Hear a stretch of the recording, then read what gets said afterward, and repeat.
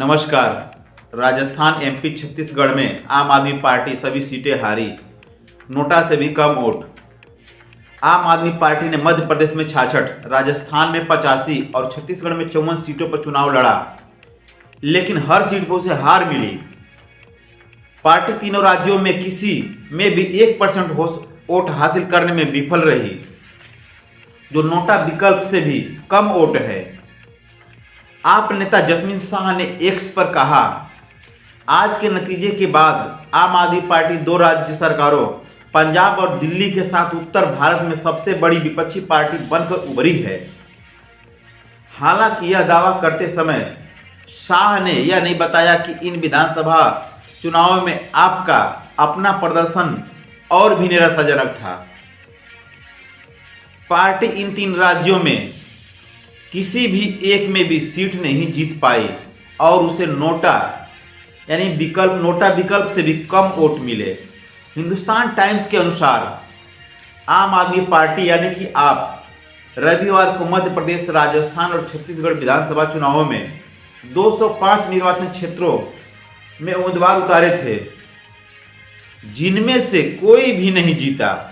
Party तीनों राज्यों में से किसी में भी 1% वोट हासिल करने में विफल रही। निर्वाचन आयोग के आंकड़ों से पता चलता है कि पार्टी ने मध्य प्रदेश में 66, राजस्थान में 85 और छत्तीसगढ़ में 54 सीटों पर चुनाव लड़ा, लेकिन हर सीट पर उसे हार मिली। मध्य प्रदेश में पार्टी को केवल 0.53% वोट मिले, जो नोटा से भी कम है, जबकि छत्तीसगढ़ में उसे 0.93% वोट मिले। राजस्थान में पार्टी को कुल वोटों का सिर्फ 0.38% वोट मिले। हालांकि नतीजे पार्टी के लिए चिंताजनक विषय होना चाहिए, क्योंकि इससे पार्टी के राष्ट्रीय महत्वाकांक्षा को झटका लगा होगा। इससे पहले पार्टी ने गोवा विधानसभा चुनाव में 2 सीटें और गुजरात में 5 सीटें जीती। हालांकि कर्नाटक और उत्तराखंड में इसे कोई सीट नहीं मिली थी। इंडियन एक्सप्रेस के मुताबिक विधानसभा चुनाव के नतीजे आने के बाद आपने अपने आधिकारिक बयान में कहा, हम तीनों राज्यों में जीत के लिए भाजपा को बधाई देते हैं।